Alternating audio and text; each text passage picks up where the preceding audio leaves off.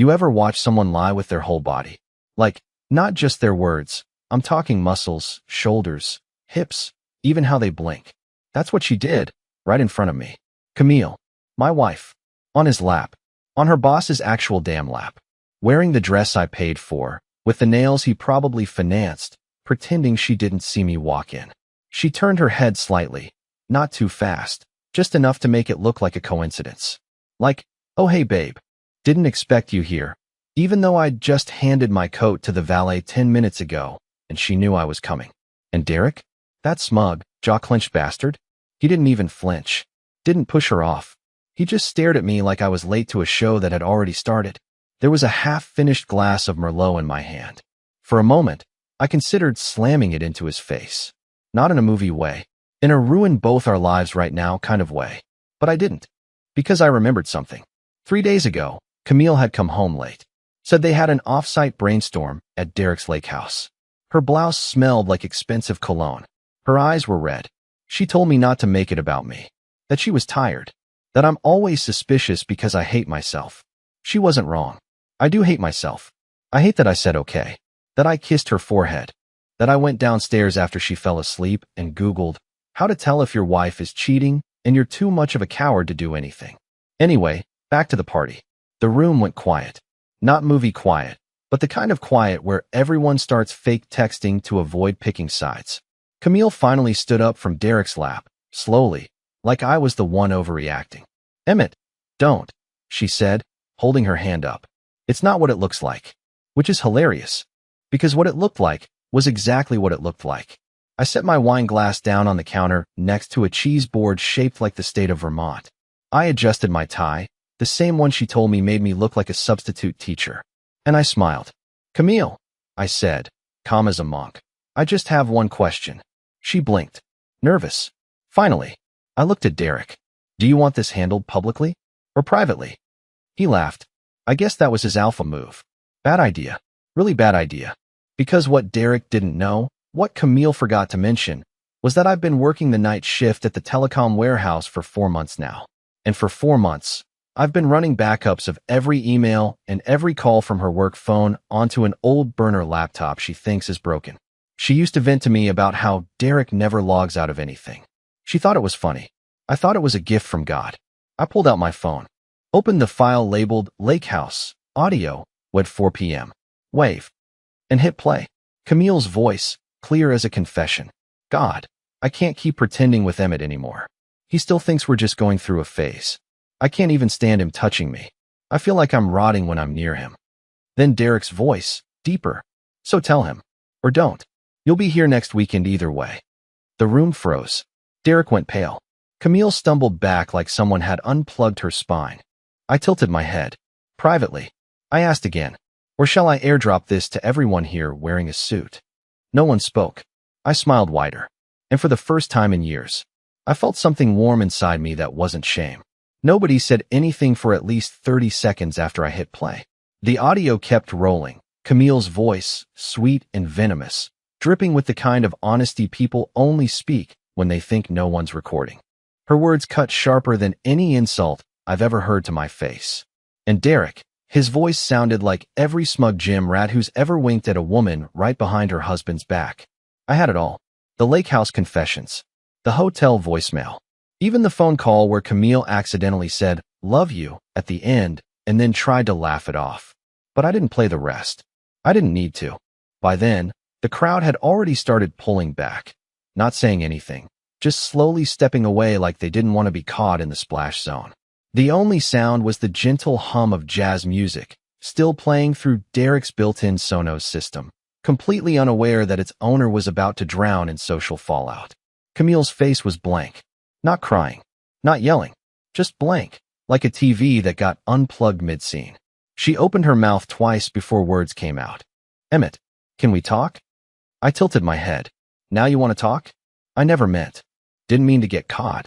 Or didn't mean to call me rotting flesh in high definition? I asked. Her lips trembled. Derek stepped in front of her, protector mode, I guess, and raised his hands like a referee. Look, man, he started. You're clearly emotional. This is not the place to. Finish that sentence, I said, eyes locked on him. Please. Say literally anything else. He hesitated, and I swear I saw his pupils shrink. Because here's the thing. Derek thought I was the weak one. The quiet, blue-collar husband of the hot real estate executive. The boring tag-along. The vending machine guy. What he didn't know is that quiet men don't mean soft. They mean dangerous when pushed too far. I took a deep breath. Then, calmly, I reached into my pocket again and pulled out a flash drive. See this? I asked, holding it up between my fingers. It's not just audio. It's spreadsheets, emails, proof of money being moved through company accounts for client entertainment that was, in fact, used for hotel stays with my wife. Derek blinked. The panic started to show. Oh, I added, and I forwarded it to your compliance officer about 2 hours ago. BCC'd your board of directors. Also, there's a guy named Joel who keeps sending you invoices for photography equipment you never declare on your reports. Weird, right? I didn't need to say more. He knew what was happening. He was being dismantled. Not in front of cameras. Not with fists. With documents. With emails. With his own mistakes. Camille looked between us like she was realizing for the first time that she'd backed the wrong man. Emmett, please, she whispered. We can fix this. I smiled again. You fixed it already, I said. You and Derek fixed it so thoroughly, I don't have to lift a finger now. HR will eat him alive. You'll be subpoenaed as a witness. And your name, Camille? Your name will live forever in the fine print. A few people gasped.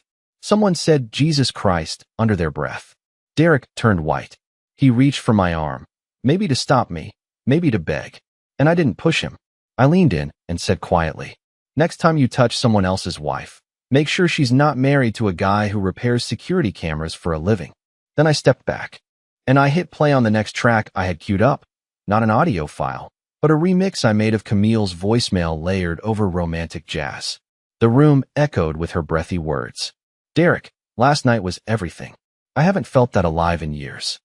Looped over and over, like a playlist for shame. I left it playing as I walked out. I didn't say goodbye, didn't even look back, because for the first time in forever, they were the ones left speechless. And I had only just started.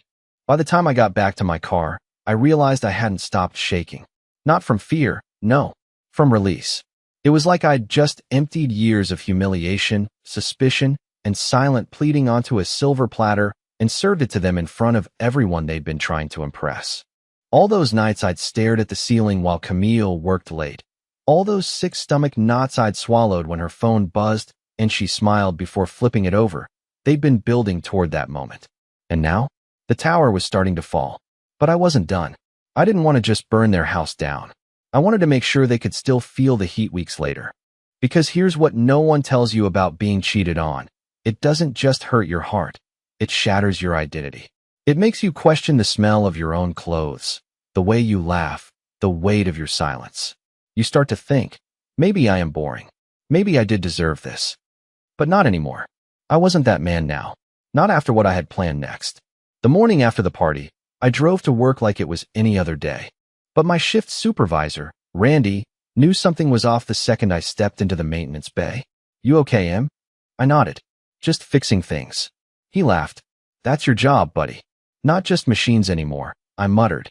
The thing about working in maintenance for a corporate telecom company is, you see things most people ignore.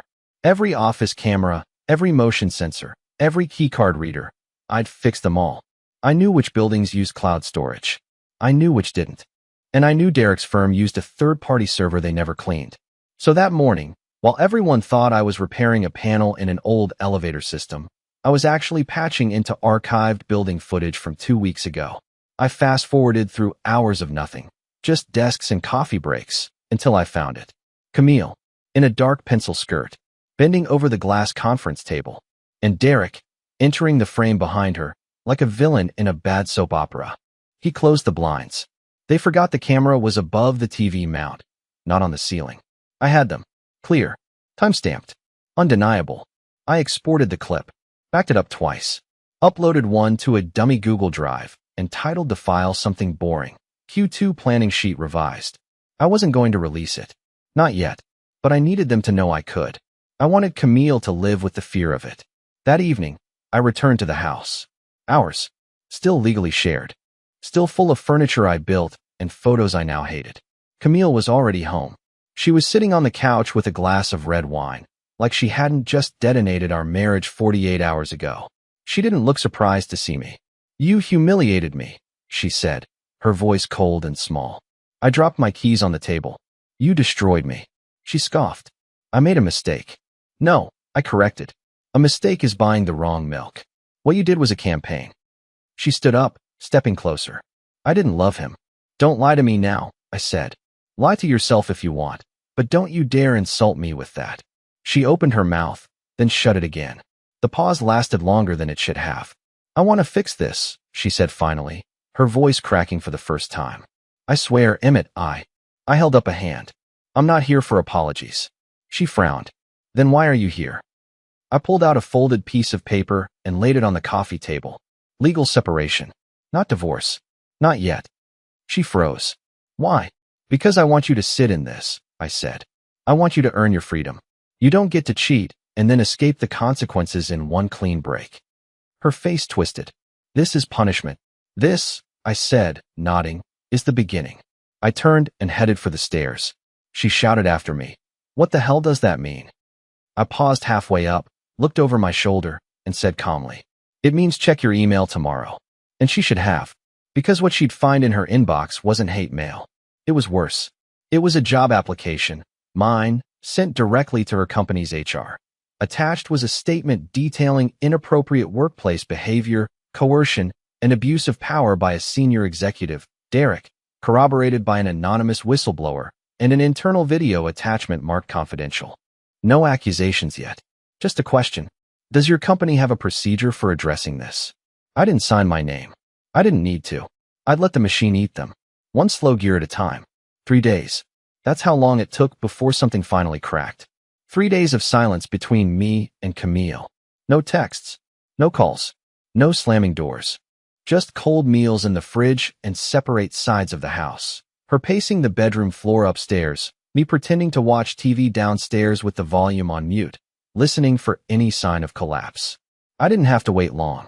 On the morning of the 4th day, she burst into the living room holding her phone in one hand, her hair wild and unbrushed, her eyes lined with red. "What the hell did you do?" she snapped. I didn't answer immediately. I turned off the muted TV, took a slow sip of my coffee, and let the silence sit between us like a landmine. She stepped closer, voice shaking now. "Derek's under investigation. The board put him on leave. HR is combing through every file, every receipt, every meeting. His company phone got wiped remotely yesterday." I raised an eyebrow. "Sounds serious." "You did this," she hissed. "I don't know how, but I know it was you." I leaned back in my chair and looked her dead in the eyes. "You helped." Her jaw locked. I could see the reality of it sinking in.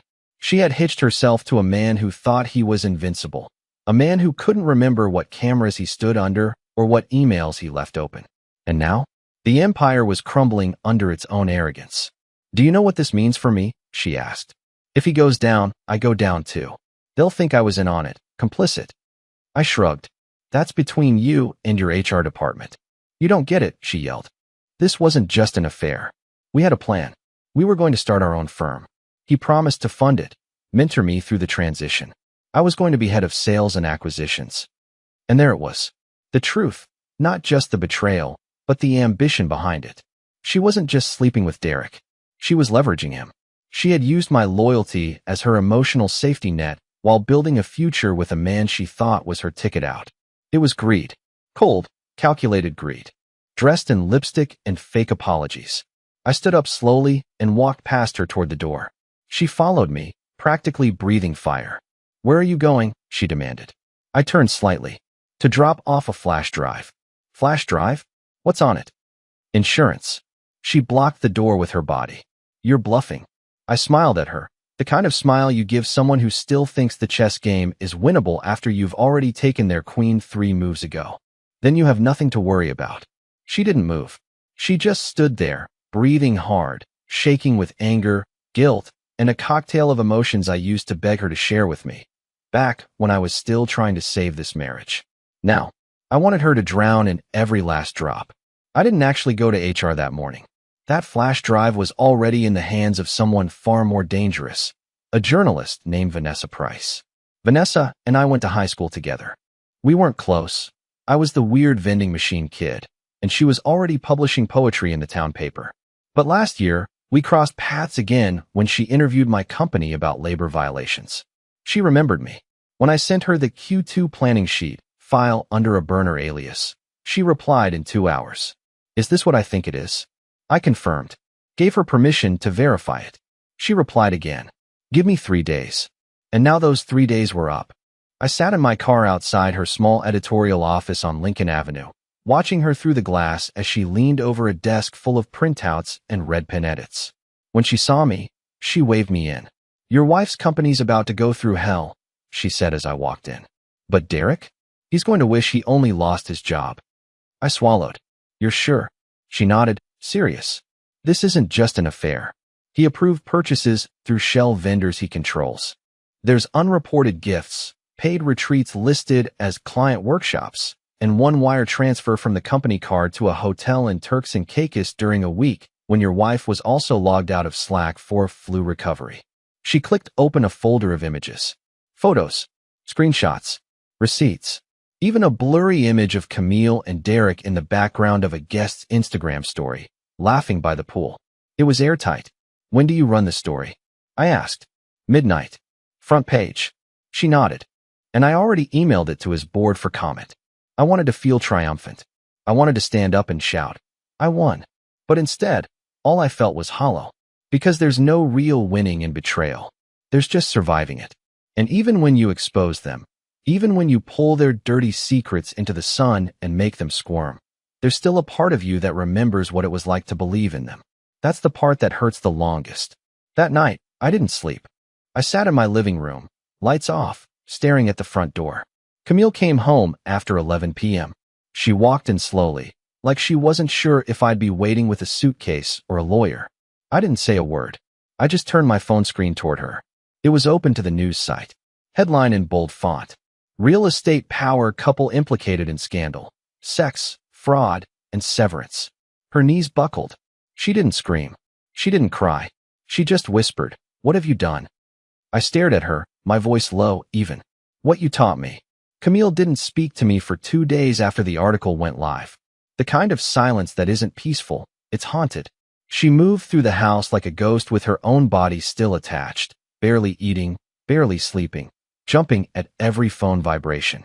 I think she thought I'd broken her life in one bold strike. And maybe I had. But she didn't understand the real damage yet. Because the public scandal, the HR chaos, the news coverage, the boardroom interrogations, that was just the opening act. That was the spark. The fire hadn't even started yet. What I really wanted was to change how she saw me. I didn't want Camille to just lose everything. I wanted her to live inside a world where I was no longer the fragile, convenient, safe fallback. I wanted her to feel what it was like to stand next to a man who could burn down her future while making her beg him not to. I wanted her to doubt herself, forever. That's when I started phase 2. The night after the article dropped, I asked her to meet me on the porch. It was late. The street was silent. I sat on the steps, beer in hand, staring out at nothing. She opened the screen door and stood there like a widow at her own funeral. I'm not apologizing again, she said quietly. Didn't ask you to. She stepped out and sat beside me. She looked thinner than she had a week ago. Her cheekbones sharper. Makeup smudged, or maybe just remnants from hours ago. My phone won't stop ringing, she muttered. I think I'm going to lose my license. I nodded. Probably. She rubbed her hands together like they were cold, even though it was still warm out. I was selfish, she said. I was cruel. But Emmett, you're not innocent either. I turned my head slowly. Say that again? She didn't flinch. You let me treat you like wallpaper. You let me build a double life. You watched me fall in love with another man and said nothing until you could weaponize it. I paused, processing her words. Then I smiled. You're right. She looked startled. She expected denial. Or anger. Maybe guilt. But I just sipped my beer and nodded again. I let you. Because I knew exactly how this would end. Her eyes narrowed. What does that mean? I reached into my pocket and handed her a small envelope. Unsealed. She opened it cautiously. Inside was a single sheet of paper. A printed copy of the contract I had just signed with her company's biggest competitor. A private tech firm looking to expand into commercial real estate and in need of a compliance consultant with technical access to several local firms' back-end systems. A role I now held. Her mouth fell open. You applied there? I shrugged. They approached me. After the story broke. Her voice dropped. You used me. Correction, I said. I outgrew you. She stared at the paper like it had teeth. Why would they hire you? She whispered. You're not in real estate. They didn't want a broker, I said. They wanted someone with access, leverage, documentation. Her face drained. You gave them files? Just the ones they asked for. Ethical boundaries and all. She stood up abruptly, panic taking over. You can't do this. I stood too slowly. Camille, I already did. She took a shaky step back. You said you didn't want to ruin me. I looked at her, really looked, at the woman who once smiled while pouring me coffee, who used to sit on my lap in the back seat of my beat-up Honda, who now couldn't even meet my eyes without flinching. I don't want to ruin you, I said softly. I want you to know I never needed you. That was the first time she cried.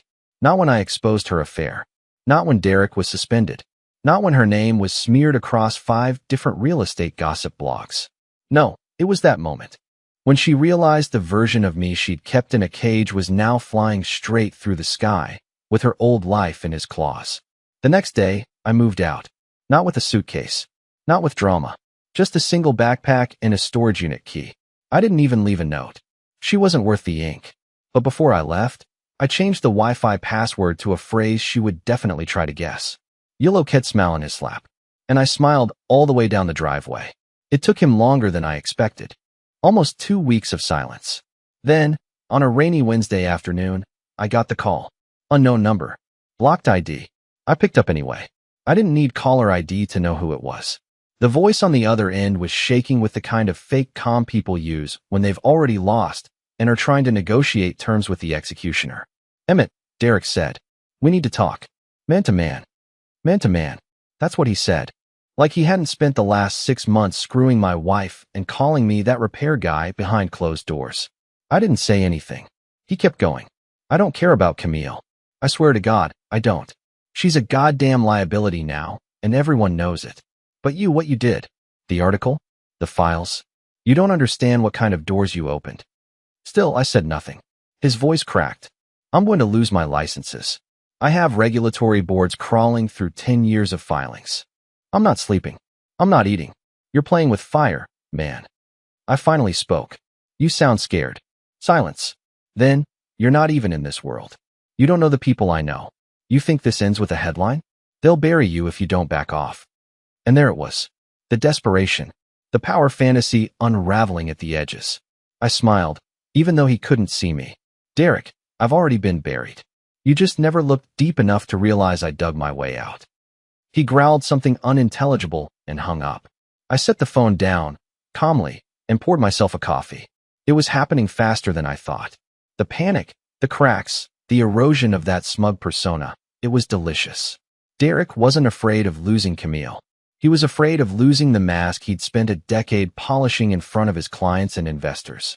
And now, I'd forced him to live without it. But what he didn't know was, I wasn't finished yet. Because while Derek was unraveling in private, Camille was still trying to glue together whatever shreds of her professional life remained. And she had no idea that I had just been offered a speaking spot at an industry compliance panel, an event hosted by a firm her former agency had tried to buy out just last year. I didn't even have to apply. They invited me. Because people don't want clean, they want cleaners. And right now, that's what I was. The panel was held in a downtown conference hall, sleek and modern, all glass and brushed steel. I showed up in a black suit I bought on clearance with Derek's name stitched into the dry cleaner's tag. A small touch, but it felt poetic. The talk was short, 15 minutes about data transparency in vendor transactions. Dry, sure, but powerful when you consider half the room knew exactly what I'd exposed. After the applause, a woman from one of the sponsoring firms handed me her card and said, "You're not what I expected." I told her neither was my wife. I was halfway through packing up when I heard someone behind me clear their throat. I turned. Camille. She looked like she hadn't slept in days. Designer coat, messy bun, eyes hollow. She didn't belong here anymore, and she knew it. "You've made your point," she said. I tilted my head. "Which one?" "That you're better off without me. That you're smarter than I gave you credit for. That That you can destroy people and smile while doing it. I said nothing. She stepped closer. You've burned everything. Derek's a pariah. I lost 2 contracts this week because they don't want the heat. The brokerage firm that wanted to hire me ghosted me mid-process. I nodded. Actions have consequences. She took a deep breath, swallowing whatever pride she still had. I need your help. Now that was something I didn't expect. I raised an eyebrow. You want my help? I know you don't owe me anything, she said quickly. But if there's anything left of the version of you that used to love me, please. She didn't say it out loud, but I knew what she meant. She wanted me to make a call to one of the firms to clear her name, or at least remove my shadow from her file. I studied her for a long time. I looked at the woman who used to run my life like a calendar, who used to make me feel like I should be grateful just to exist in her orbit, who used to lean on Derek for power while treating me like emotional wallpaper. I finally leaned forward. You want my help? I said. She nodded. I took out my wallet, pulled out a business card, and held it between 2 fingers. She reached for it, but I didn't let go right away. You will never see me the same after this, I said. You will never look in the mirror again without hearing my voice in your head. You will wonder, every time someone hires you, whether I was behind it, whether I lifted you up or pulled the strings to keep you down. Her lips parted. Why would you do that? I let go of the card. Because now you'll finally know what it's like to live in someone else's shadow. And I walked away. Not triumphant. Not smug. Just free. 2 weeks passed after the panel. The world kept turning, but slower, like it had just weathered a storm and wasn't quite sure how to spin at full speed again. Derek had vanished from the public eye completely. No statements. No lawsuits. Just gone. Like a ghost who realized no one believed in him anymore. Camille, from what I heard through a mutual acquaintance, had moved in with her sister. Word was, she was trying to find work out of state. She needed a fresh start, as if geography could bleach her soul clean. And me? I was floating somewhere between peace and emptiness.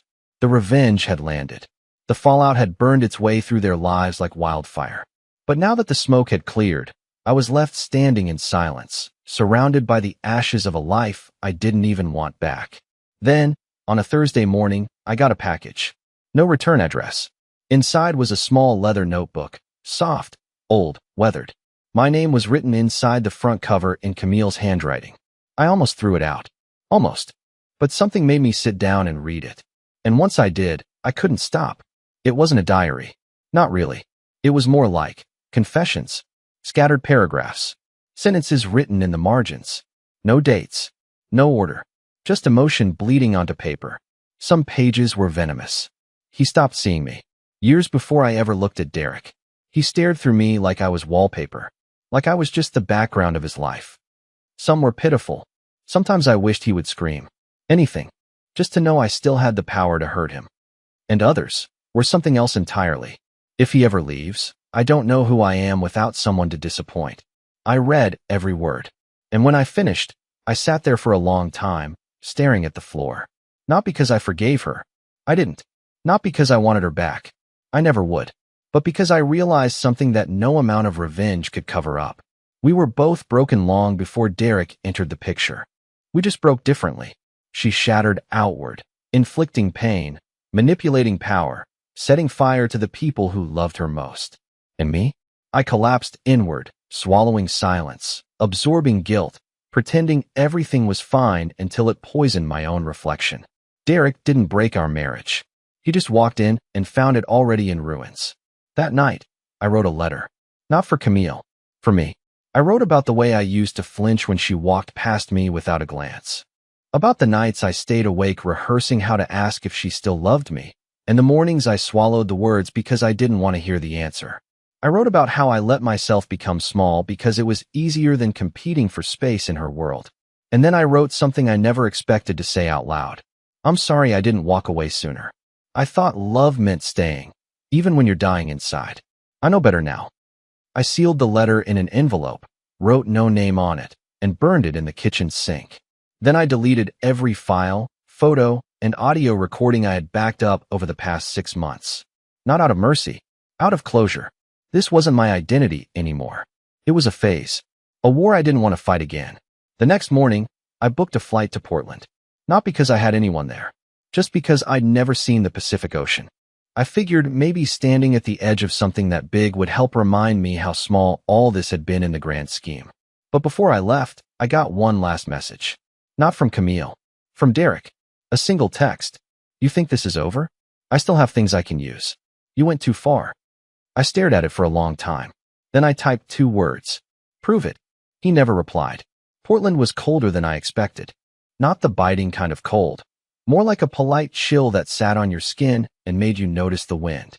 I landed just after sunrise, grabbed a rental car, and drove until I found a beach with almost no one on it. Cannon Beach, I think. I didn't care about the name. I stood on the shore for a long time, hands in my pockets, breathing in the salt air. The water stretched endlessly in front of me. The kind of horizon that makes you realize how small your pain really is. How temporary everything can be. I didn't cry. I didn't scream. I didn't fall to my knees like in some movie climax. I just stood there, quiet, finally hearing my own thoughts again. And for the first time in a long time, they weren't angry. They weren't obsessed with revenge or replays of the betrayal or what I could have done differently. They were peaceful because I knew who I was again. Not Camille's husband. Not Derek's shadow. Not the man who plotted quietly in the dark. Just Emmett. A guy who fixes broken things. I stayed in Portland for 6 days. Walked more than I drove. Talked to strangers. Ate food I couldn't pronounce. Wrote in a notebook with no agenda. I didn't take a single photo. I wanted the memories to live in my head, not my phone. On day 5, I got a voicemail from my old shift supervisor, Randy. Hey man, heard what happened. You're kind of a legend around here now. Thought you should know. Corporate finally audited all the upper floor billing. Let's just say, you weren't the only one watching. If you ever want your old job back, or anything better, give me a call. I didn't delete it, but I didn't call back, either, because something else had found me. On day 6, I met a man named Leo in a coffee shop just off the pier. He was in his 60s, wore a flannel shirt and an eye patch, and had a way of speaking that made every sentence sound like a story. He saw me writing and asked what I was working on. I told him, the wreckage of my life. He laughed. Good. Wreckage makes better art than perfection. We talked for hours. I told him everything. Not the names, not the details, just the shape of it all. He listened, didn't offer solutions. At one point, he said, you ever think maybe you were meant to survive it? Survive what? All of it. The betrayal, the burning, the silence. Maybe it didn't happen to you. Maybe it happened for you. It hit me harder than I wanted to admit. Maybe it had. I came back home 10 days after I left. The house was quiet. Empty now. Camille was gone, for good this time. She'd left her keys on the table with a short note that just said, I don't deserve forgiveness. I hope you find peace. See, I didn't text her back. I didn't need to. Some things are better left unsaid. I sold the house 3 weeks later. Used the money to start something small, my own independent tech consulting business. Compliance, system security, audits. The stuff nobody wanted to talk about, but everyone eventually needed. It took time, but it grew.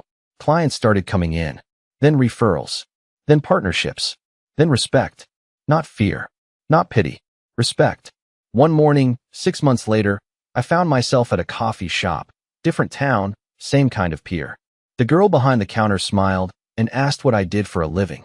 I said, I help people prevent disasters before they happen. She laughed. That's poetic. Sometimes, I said, they still happen anyway. She handed me my coffee. Well, you look like someone who's been through one and lived. I smiled. Because I had. That night, I wrote a final line in my notebook, the same one I started on that beach in Portland. She sat on his lap thinking she'd won.